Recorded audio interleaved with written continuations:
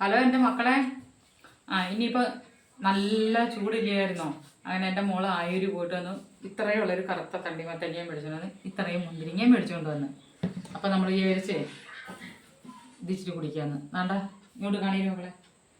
Juice അടിച്ച് വെച്ചേക്കുക. തണ്ണിമത്തങ്ങയും juice കേട്ടോ. എൻ്റെ മുന്തിരിങ്ങയൊക്കെ ഇട്ട് ചിരിച്ചേ ഉള്ളടേ, അത്രച്ചേ കുടിക്കാം. രണ്ട് മുന്തിരിങ്ങയും പറിച്ച് തിന്ന് തണ്ണിമത്തങ്ങ ജ്യൂസും കുടിക്കാം.